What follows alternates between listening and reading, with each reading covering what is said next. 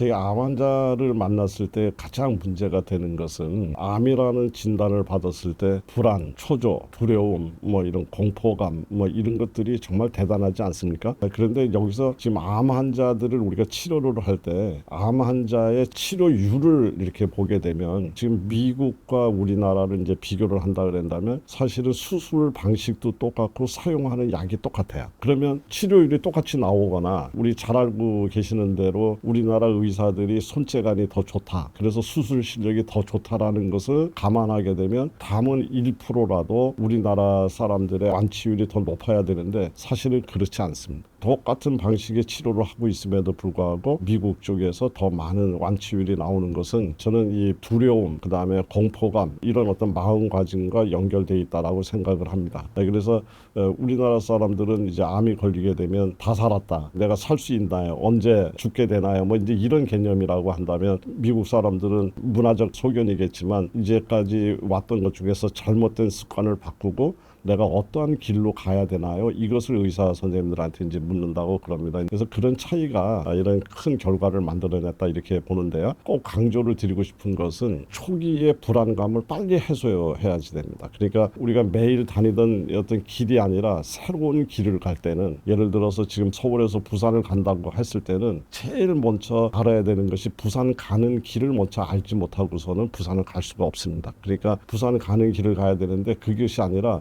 무슨 차를 타고 갈 것인가를 먼저 찾게 되면 자칫하면 그 차는 부산을 가지 않고 목포를 갈 수도 있고 다른 곳으로 갈 수 있습니다. 그래서 어느 길로 가야 되나 이런 것이 굉장히 중요한데 암이 걸리게 되면 제일 먼저 하는 작업 중에 하나가 인터넷을 뒤지고 막 뒤져서 이 암에 대한 정보를 막 얻으려고 하는 막 이제 이런 거가 이제 심리적으로 작동이 되는데 저는 그 부분에 대해서 굉장히 주의해야 될 단계라고 이야기를 드리고 싶습니다. 홍수가 나면 가장 구하기가 어려운 것이 식수이듯이 지금 정보가 많다고 하는 것은 쓸만한 정보가 없다는 얘기와 매우 유사한 이야기다. 그래서 최초의 정보에 휩쓸려서 막 이리를 갈까 저리로 갈까 갈팡질팡 이렇게 하지 마시고 마음을 차분하게 해서 내가 잘못된 그동안의 습관은 무엇이었었고 내가 앞으로 어떻게 이 문제를 풀어가야 될까. 물론 전문가를 통한 상담도 필요하지만 산책을 하고 생각을 하고 해서 이 두려운 마음을 빨리 깔아앉히는 것이야말로 난치성 질환이라고 하는 이 암을 극복할 수 있는 최고의 방법이다. 저는 이렇게 생각을 합니다. 다시 한번 강조를 드리자면 긍정을 키워서 부정을 사라지게 한다. 그래서 암세포를 없애는 일이 아니라 정상세포를 회복시켜서 정상세포로 하여금 암을 막아낼 수 있게 한다. 이런 개념에서 정상세포를